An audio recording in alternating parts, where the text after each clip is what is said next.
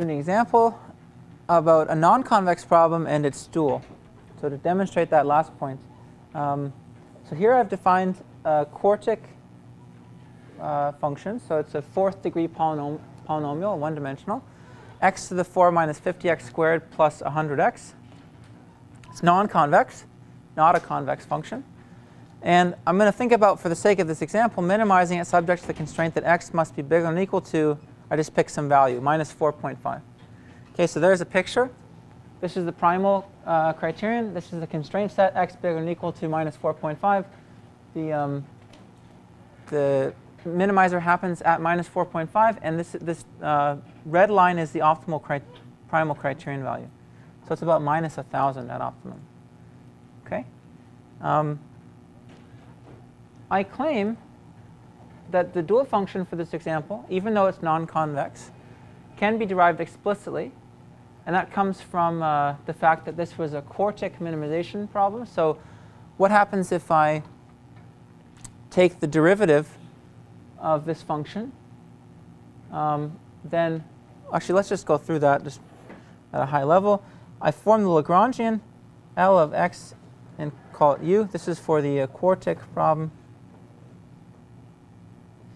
And that's x to the 4th minus 50x squared plus 100x, and minus u times x minus 4.5 times u. So this was the, oops, you can't see that. Sorry. That was Lagrangian. This is the criterion. This is minus u. This is u times the inequality constraint, which was minus x minus 4.5 is less than or equal to 0. OK, so this was the bit I added on. And I want to minimize to get the dual function, right? G of u I get by minimizing over all x to the Lagrangian as a function of x and u. It's going to be a function of one variable, which is u. And u is going to be constrained to be positive in the dual. Because this is a univariate example, I'm actually going to take the derivative here, set it equal to 0, and check all the stationary points. OK, so the reason that I have to check all of them and compare them is because it's non-convex. So if I take the derivative, I get 4x cubed minus 100x plus 1,000 minus u. So this is the derivative of, I did that right, I think. This is the derivative of that function. And because this is a cubic, there's actually a closed form for the roots of a cubic polynomial. So where this is equal to 0, there's a mathematical form for that. So that's why I chose the original function to be quartic to get this relationship, just to make a point here. So you can go ahead and look up the roots of a cubic polynomial. It's much more complicated than the roots of a quadratic, right? But there is a closed form for that. You plug them all in, and then you check all of them. And the one that achieves the smallest value of the criterion function here is the minimizer. OK, so when you plug that in, you get the minimum of the Lagrangian and gives you the dual function. OK, so that's possible. I left it out of the slides because it's messy. It's not necessarily that insightful, but that's the result. So this is what I did at home. Minimize, the dual function is given by the following problem. Minimize over 1, 2, and 3. These are actually the 3 roots. This function, capital F to the 4th of u minus 50 times f squared plus 100 times f. F is indexed by I. And for each I, this is its expression as a function of u. OK, so slightly messy. We have what appears to be a linear function minus the square root of a quadratic function, that whole thing to the 1/3. It's a function of u. And this next part is equally messy. It's basically the reciprocal of this. And so this is how I define fi of u. And to get the dual function, I have to take powers of it and minimize out over I. OK, so why did I put this kind of silly, messy formula on the slides? It's because you know that g of u, just from this proof right here, this proof right here, is actually a concave function of u. And in this case, that's like a pretty remarkable fact in the sense that it would be extremely hard to tell if that was concave from first principles. Right? If you tried to use the typical notions that we did in the start of this class, like operations that preserve convexity, equivalent conditions for convexity, whatever, I'm pretty sure you would have a very tough time doing so. But you don't have to, because in this case, you know that this is a concave problem. So for whatever reason, if you wanted to maximize the dual, you could plug it into, say, CVX, and you'd know that it would achieve the global optimum because this is a convex function. Actually, you would have trouble in CVX because it probably wouldn't recognize this was concave. And so that would be the limiting step there. But this is just to make the point that the dual function, Lagrange dual function, is always concave, no matter how non-convex the original primal problem was.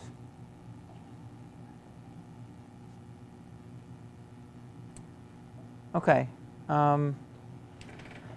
So here's, I'd say, probably the most important part of our lecture so far is going to be this notion of strong duality. So we always have that f star and g star obey this relationship. The primal and dual criterion values satisfy f star bigger than or equal to g star. It's called weak duality. But on the other hand, in some problems, we've kind of observed anecdotally so far that f star is equal to g star. And that's called strong duality. So that property does not always hold between primal and dual problems. But it does hold under a bunch of conditions. And here's kind of the primary condition that people use that's sufficient for strong duality. So under this condition, strong duality occurs. And it's called Slater's condition. If the primal problem is convex, so if f is a convex function, remember, and the inequality constraints are convex and the equality constraints are affine, that's just our definition of a convex function, and there is at least one strictly feasible point x. So that means that there's at least one x for which all of the inequality constraints are made strictly less than 0, and all of the equality constraints obviously have to hold. So this is not saying anything about the solution, right? I'm not saying at the solution we have to have this property. There has to just be a feasible point that's strictly feasible. So some point that makes this true. Could be very far from optimal, this point x. Under this condition, so primal problem, strictly feasible, we get strong duality. Okay, so it's actually a very general condition. Most convex problems that you will encounter will be strictly feasible. So you can kind of remember that for most convex problems that you're working with, you get strong duality. You should, just to be thorough, check that you actually have a strictly feasible problem.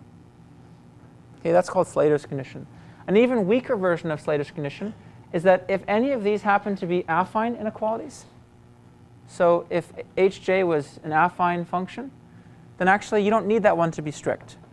It suffices to find a point for which all of the non-affine functions hj are strictly less than 0, and the rest are just met. The rest of the constraints are just met. It's a very weak form of Slater's condition. Okay? The proof of this is not actually terribly hard. Your textbook, the Boyd and Vandenberg textbook, has this for smooth problems. They prove that this is true when f is smooth and all the h's are smooth. They have a proof of that. That textbook actually doesn't use subgradients at all. If you've noticed, there's no occurrence of subgradients at all in that entire textbook, which is how you would attack this problem in the case that these functions were non-smooth.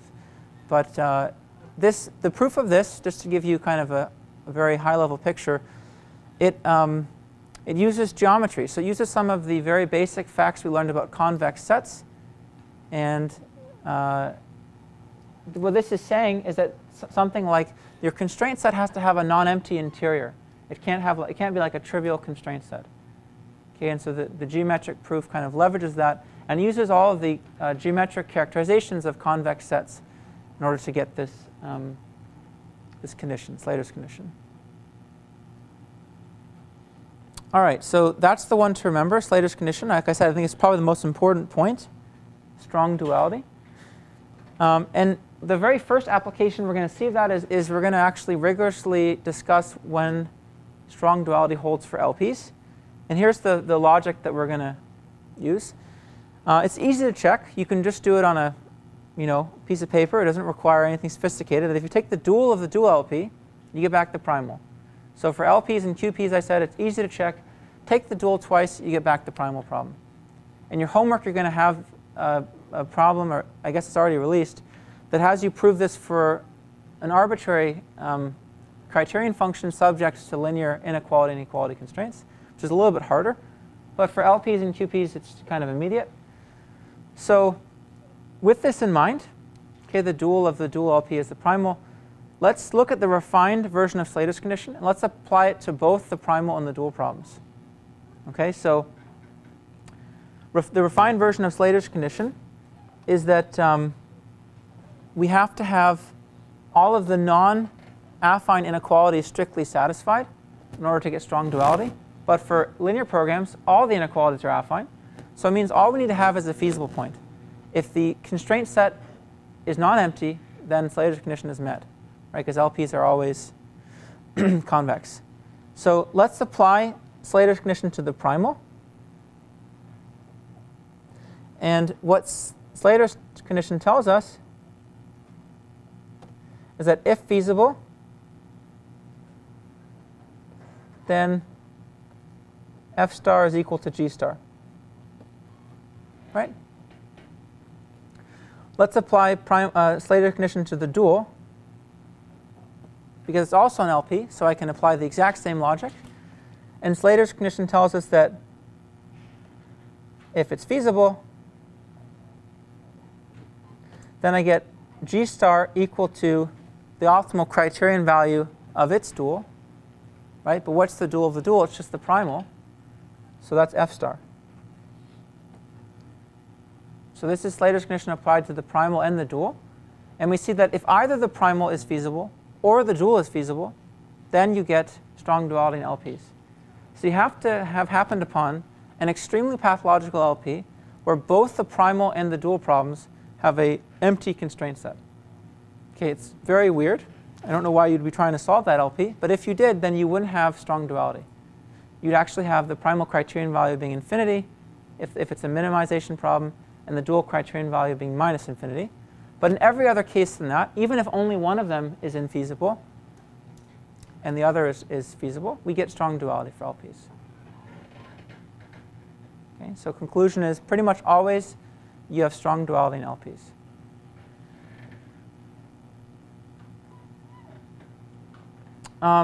Let's go through another example of duality and when we have strong duality, and this is the Svm duel, which is something that I think is like a real staple in basic ML classes. So I would have guessed that you saw this in 701 or 715. Remember, here's the Sdm problem. It's a classification problem, so I have y, which is a vector of labels, either -1 or 1, and I have predictors x on the columns of this matrix.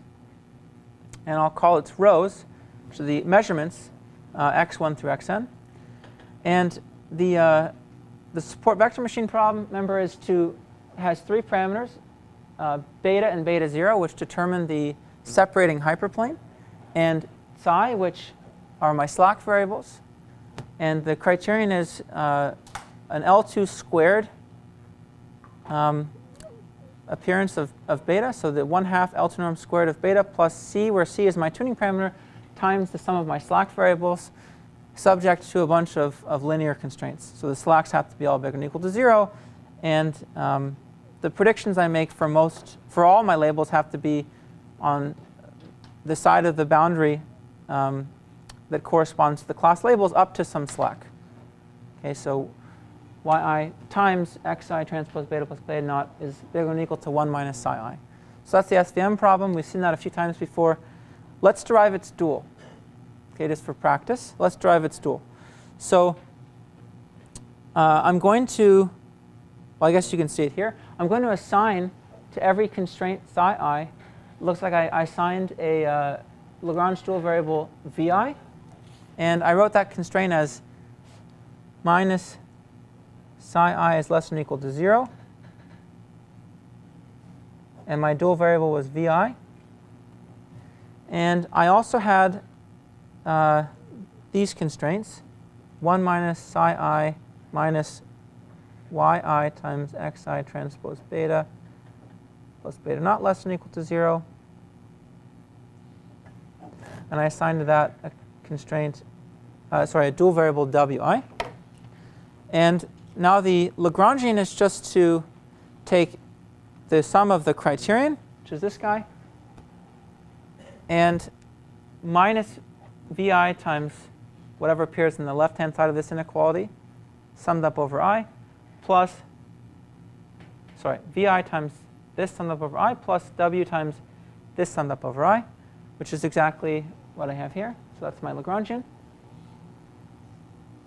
And now our task is to minimize this over the primal variables, beta, beta naught, and psi, and there are no constraints here. So we just minimize that unconstrained. What type of function is that in that triplet, beta naught, beta, and psi?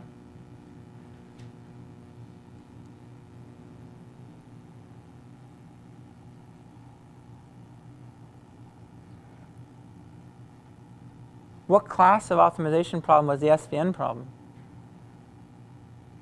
QP, so that's just a quadratic. It's a quadratic function of, I mean, the norm might throw you off for a split second, but then that's just beta transpose beta, right? So it's just a quadratic function in those three variables, and minimizing quadratics is easy, so it's another example of how we get the dual. I don't know if I wrote out this part, so we can just go through it here. We have the time. So I'll even write out this is beta transpose beta. Let's actually separate out the Lagrangian into all occurrences of beta, and then beta naught, and then psi. So this is what I have. I have minus yi times wi times xi transpose beta. And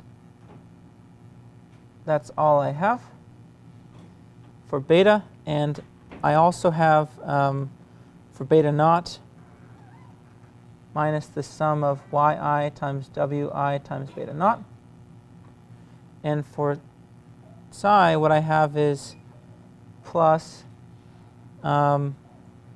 c times, or let's just write it like this, c minus vi, I guess minus wi times psi I, summed up over all I. So now I want to minimize this guy over beta, beta naught, and psi. And I can do that, I can actually do these separately, right? Because the criterion splits up into functions of these three. Let's do the easy ones first.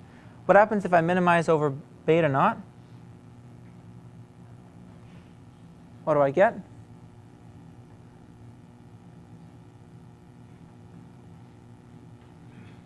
It's a linear function of beta naught, so what do I get if I try to minimize it? I get minus infinity if this happened to be non-zero. Okay, if that was 0, then I just get that contribution of that term is 0. So we get a constraint that tells us that w transpose y has to be equal to 0. Okay, that my dual variable transpose y, that's what the sum is, has to be equal to 0. Because if not, the dual function here is minus infinity. Okay, so that introduces a constraint to the dual problem. Same thing happens with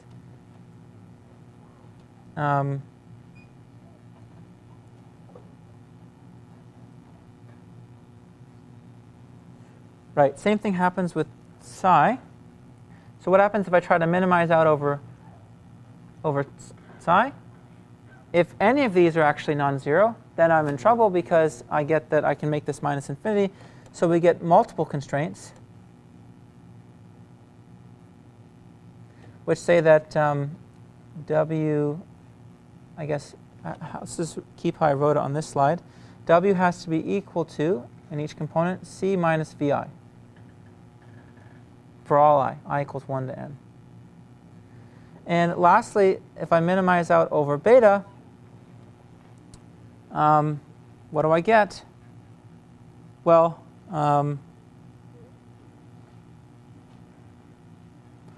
I get something that's fairly straightforward. This is just a quadratic. I'm going to rewrite this as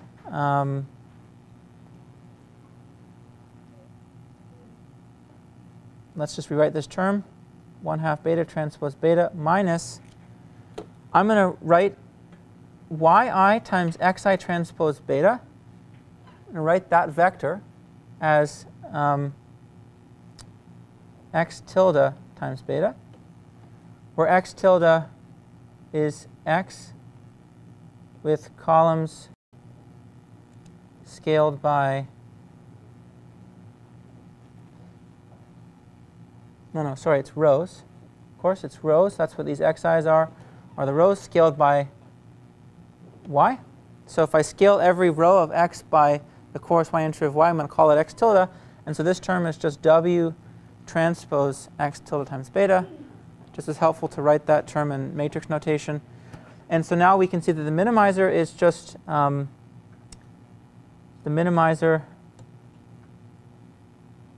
minus b over 2a here, which ends up just being x tilde transpose w, and the minimum value, right? Because we want the minimum value for the Lagrange, when we form the Lagrange dual function, it's just going to be equal to minus 1/2 w transpose x tilde transpose x tilde times w. So again, this is just my feature matrix with the rows scaled by the labels. And what did we have left over? Do we have anything left over here? We had just, I guess that was it, right? Was I missing something?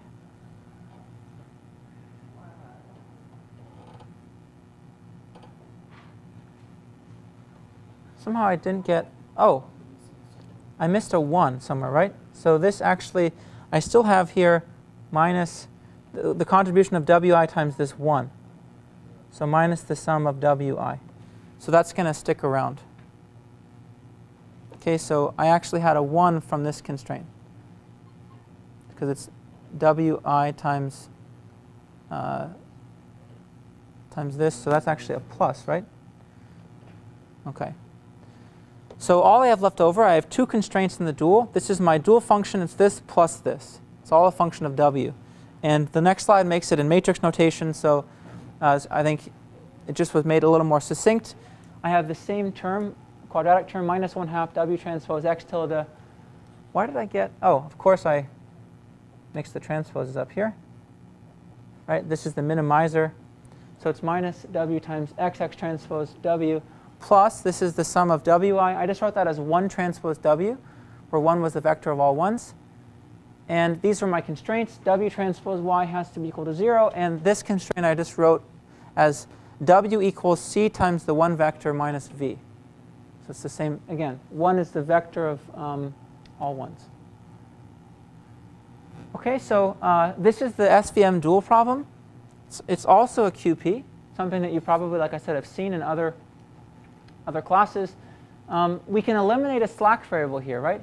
Because this variable v kind of serves as a slack variable. Look, we have 2 constraints. W equals c times the 1's vector minus v. And we also have the constraint that v must be bigger than or equal to 0, right? Because it's a dual variable associated with one of the primal constraints. And I can just rewrite that actually as w has to be less than or equal to c in every component. I can just get rid of v and recognize that it's a slack variable. And then I keep the non-negativity constraint on w, because it, again, was a dual variable from a primal constraint. So then this is a more succinct way of writing the Svm dual problem. It's a quadratic where I've constrained my variable to be between 0 and c. And it also has to have the property that w transpose y is equal to 0. We're going to talk more about this when we talk about the Kkt conditions, because we're going to kind of have a nice interpretation for the role of this dual variable in the Svm primal. It's also going to be something you explore in your homework. But just for now, let's kind of complete the point of this slide, which was that this primal problem is certainly strictly feasible. It's actually don't even need to be strictly feasible. It's feasible, right? Because we have all affine inequality constraints. And I can take, for example, I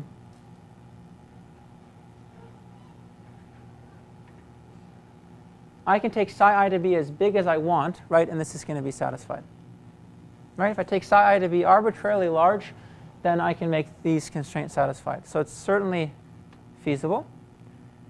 And therefore, strong duality holds according to Slater's condition, because this was a convex problem, strictly feasible.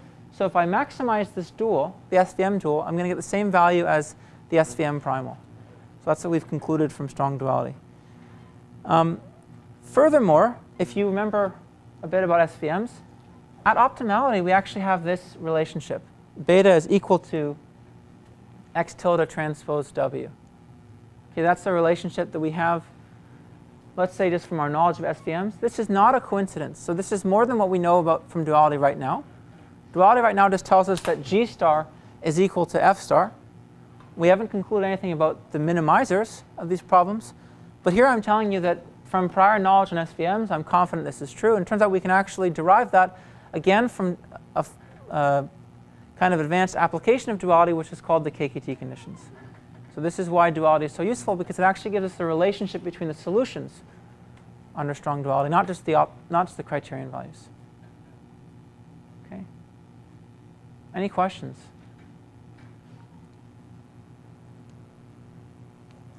Yeah. So, why are the primal problem is overconstant in the sense you have no dual variable,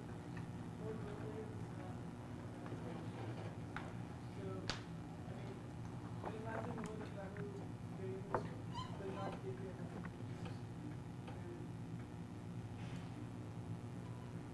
So the question is, if the primal problem has less variables than the dual, then I might not always be able to write the dual variables in terms of the primal in a way that I can actually solve for the dual variables. Is that right? That's true. Yeah. So strong duality and the Kkt conditions, which we derive from duality, they tell you a relationship between the primal and the dual problem. It's not always explicitly solvable.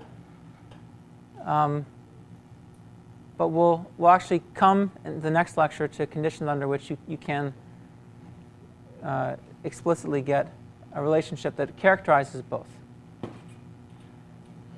Good question. Yeah? What have you gained by turning one optimization problem into another optimization problem? It's a fair question. In a sense, the next two lectures will do a much more thorough job answering it than I can just in a few minutes. Duality leads to the Kkt conditions, which are extremely useful. So that's what we'll see next time. 2 times after this, we'll see the uses of duality. And oftentimes, if the dual problem is not easier to solve, it at least gives you complementary information. So my advice is that always drive the dual problem. It'll, at most, if you can drive it, it'll most waste some hours of your time. And if it looks harder to solve, then you've at least explored it. But oftentimes, it gives you complementary information to the primal. So even if it's not more helpful to solve, you kind of gain insight into the primal problem just by looking at the dual. That'll be made more precise in the next couple of lectures. Other questions? Well, I hate to do this to you guys. I'm gonna start introduce the Kkt conditions to you. I know we're at the end, but our Kkt condition lecture is a bit long, so I would like to actually use this opportunity just so we don't fall behind. And we'll just go for a few minutes. We'll probably still finish a couple minutes early, but we have a few minutes now. So because this is a long lecture and we're kind of right in the mood of duality, I figured I might as well just jump right in. Okay, so I don't need to give you a recap of this stuff because we just talked about it. This is everything about duality. So what are the Kkt conditions? So the Kkt conditions basically are a set of conditions that we place on the primal variable and the dual variables for any particular problem. And that problem is a general form optimization problem. The same kind of pitch I'll give you now as I gave for duality. We don't need to make this a convex problem necessarily, although for a convex problem, we're going to get kind of special conclusions, so of course we should pay attention to it. But the Kkt conditions in principle apply to any problem. Okay, and what are they? They're a set of 4 conditions, and I think once you kind of study them, you won't have trouble remembering what they are. But they go by the names of stationarity, complementary slackness, and primal and dual feasibility. So these are going to be conditions that we see are under pretty weak conditions for convex problems, are necessary and sufficient for optimality. So that's the punchline for them. So if we're going to be talking about conditions for necessary and the conditions that are necessary and sufficient for optimality for, say our problems, in fact, like I said, this is actually going to imply optimality for x for its own problem and uv for its own problem. These last two then are quite obvious why they're there. They're just feasibility. Okay, so if I'm going to tell you that a point is optimal, it clearly has to be feasible for its respective problem. So you can always think about primal and dual feasibility as, you probably won't forget these, as conditions for optimality. These two are kind of a little bit more tricky. The first condition is called the Stationarity Condition. And what it says is that if I take a subgradient of the Lagrangian with respect to x, then at the point uv, I have to have a 0 subgradient. Okay? At a high level, what that says, actually not at a high level, it's just different interpretation, is that the point x minimizes the Lagrangian when I plug in uv, the pair uv. That's what we know from subgradient optimality, right? This is telling us that x achieves the minimum of the Lagrangian at the point uv. And the last condition is complementary slackness, which says that if I'm looking at my primal and dual variables, then either I have to have this constraint being active at x, so hi of x has to be equal to 0 for that particular I, or I have to have ui is equal to 0 for that particular I. So the dual constraint has to be active. One or the other or both. Okay, it can't be the case that both constraints are inactive. Those are the Kkt conditions. Next time, we're going to go through them, and we're actually going to derive them and prove them from duality. So we'll go through a complete treatment. But this is what you may come away with just from this really short bit on Kkt conditions. It's what's in this box. For any problem that has strong duality, so for example, you could think about, I have a convex problem, I check Slater's conditions, so I know that I have strong duality. Or you could just be lucky, you could have your favorite non-convex problem that you managed to prove has the property of strong duality, or somebody else proved it for you. So for any problem in which strong duality holds, if x star and u star v star satisfy the Kkt conditions, that triplet, then they must be primal and dual solutions, and vice versa. So for problems in which strong duality holds, these set of conditions on x, u, and v completely characterize optimality. Okay, that's the conclusion. We will prove that next time, and we'll go through that in detail. The reason that we like the Kkt conditions is because they're often much easier to work with than the subgradient optimality condition. Okay, remember I said that you could also say that you can also characterize the minimum of any function via subgradient optimality, take its subgradient, set it equal to 0. In the presence of constraints, that's quite hard to deal with. The Kkt conditions are not. So they'll go a long way for us, and we'll talk about it next time. OK, that was it. I will see you guys.